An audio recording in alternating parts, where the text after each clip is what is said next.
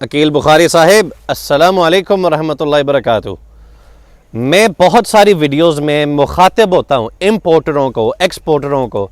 हमारे lovebird fancier समझते हैं या अकील बुखारी साहब शायद समझते हैं कि मैं उनको रगड़ा होता हूँ। हरगिज़ नहीं यार, उन्होंने आज तक ये मुझसे डायरेक्ट बात नहीं की। ये मुझे बात 2-3 बंदों से सुनने को मिली।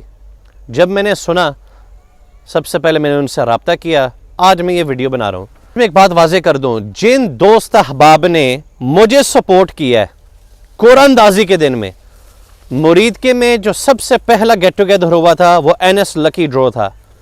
उसमें हमारे भाई कराची से आए, जिसमें डॉक्टर बासित सत्तार, मुमताज़ भाई, अकील बुखारी साहब ये तशरीफ़ लाए।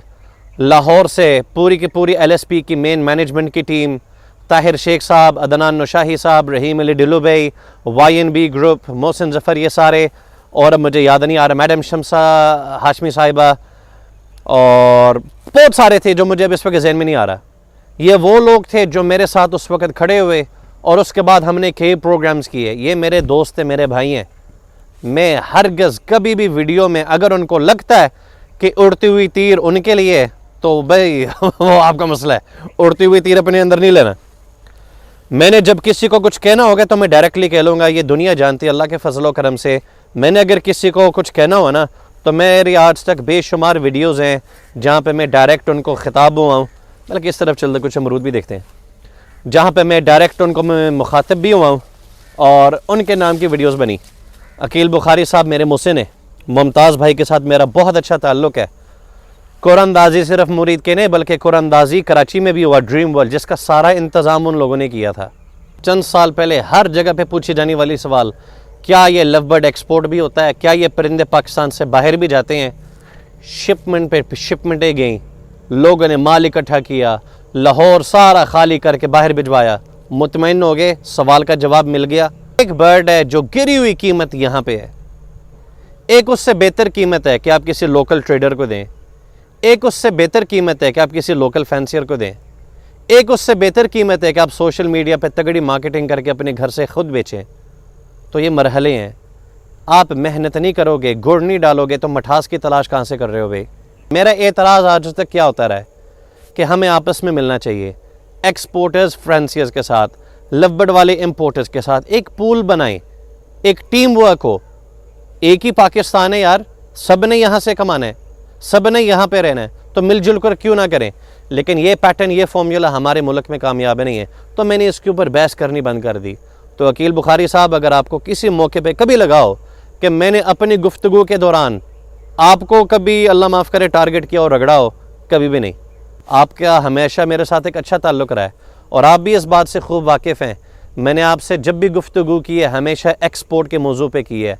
मैंने कभी आपको कन्नी सन्नी होकर ये नहीं कहा अपलाइन डन फेलोज मंगवा लो, करोड़ रुपये का माल मंगवाओ, इसको हम यहाँ पे 3 करोड़ कर लेंगे, मुझे इसकी ज़रूरत नहीं है। उनको तब ये थे कि थे, है ना, जनवन दसे थे, है ना। पूरे पाकिस्तान में लवबर्ड फैंसियर से मुखातिब हूँ। Challenge, yellow face upline done fellow, males नहीं फीमेल्स जितने हैं लोकल ब्रीड मुझे दे दें, मैं ख़रीदार हूँ। हैं आपके पास? एक्वा अपलाइन डन फेलो, इधर भी मेल्स दूर की बात है, फीमेल्स अभी मुझे चाहिए लोकल ब्रीड में, दे दें जितने हैं। 3 महीने बाद की बात नहीं कर रहा, मुझे पता है लगी हुई वर्किंग लगी हुई है। अभी कितने दस्तयाब हैं? ये तो बड़ी बड़ी चीजें हैं। चलो आप मुझे बताएं, yellow face opaline split pale fallow के मेल कितने हैं? ये भी नहीं है। Yellow face opaline ready to breed males मुझे दे दें। हाँ शेख साहब मेरे पास है। कितने का देंगे? 6 लाख का, 7 लाख का, 7.5 लाख का, 8 लाख का येलो फेस ऑपलाइन फिशरी का सिंपल मेल। क्यों? जिनके पास थी उन्होंने रोक के रखा, होल्डिंग पावर, गिरा कर नहीं बेचा, मजबूर होकर नहीं दिया, पैसे वाले थे। वो क्या कर रहे हैं? ब्रीड पे तवज्जो दे रहे हैं, नंबर्स पे फोकस कर रहे हैं, उसकी प्रोडक्शन की तरफ उनकी तवज्जो है। ये बड़ी बड़ी चीजें हैं। B1 aqua opaline B2 aqua opaline split dun fallow है किसी के पास, मुझसे राब्ता करें, मैं खरीदार हूं। रेट्स जो आजकल चल रहे हैं उससे 25,000 रुपए ऊपर दूंगा, शर्त लोकल ब्रीड। एक्सपोर्ट हर वो बर्ड होता है जिसकी उम्र कम से कम 6 महीने से ऊपर होती है। 6 महीने से उम्र कम उम्र वाला बर्ड एक्सपोर्ट में सफर बर्दाश्त नहीं कर सकता। 6 महीने से ऊपर तगड़ा बर्ड, उसको ना दाना पानी मिले उसको कुछ नहीं होता। मैं लोकल ट्रांसपोर्टेशन की बात करूं, आपने एक शहर से दूसरे शहर की तरफ बर्ड भिजवाना हो, सेल्फ बच्चा हम आमतौर पे भेजते हैं ना, सेल्फ होने के 2-3 हफ्ते बाद उसको 24 घंटे दाना ना मिले वो बीमार हो जाता है, सोकड़े में चला जाता है, मरने वाला हो जाता है। लेकिन जो 6 महीने से ऊपर हो उसको कुछ नहीं होता। तो जो बर्ड लोकल सफर बर्दाश्त नहीं कर सकता वो इंटरनेशनल बॉर्डर्स को कैसे क्रॉस कर पाएगा? इसलिए हमेशा वो रेडी टू ब्रीड बर्ड्स मांगते हैं। आज तक हमारी आवाम को इस बात की समझ नहीं आई। फिर लोगों को अगला एतराज रेट्स पे होता है।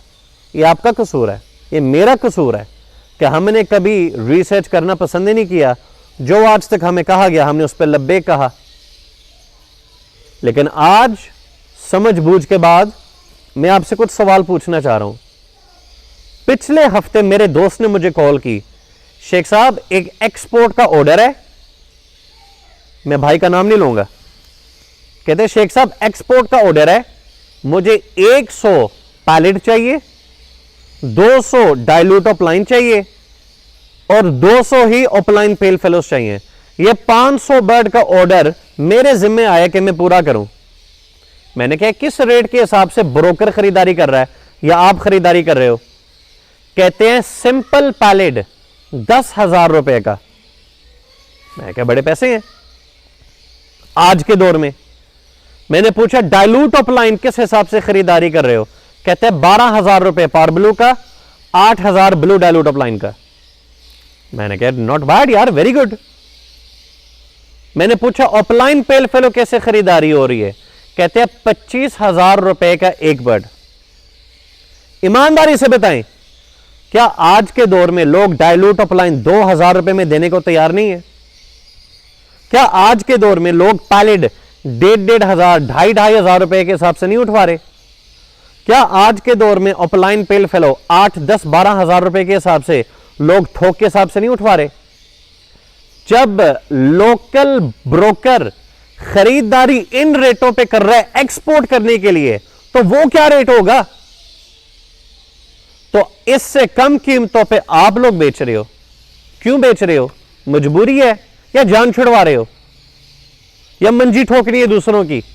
यह फैसला आपके खुद अपने हाथों में है, इस पे जरा सोचें। जिन्होंने मुश्किलात में आपका साथ दिया हो, जिन्होंने आपसे कभी नाजायज फायदा ना उठाया हो, जो आपकी खुशी में शरीक और गम में शरीक, उनके साथ वफा का रिश्ता निभाएं।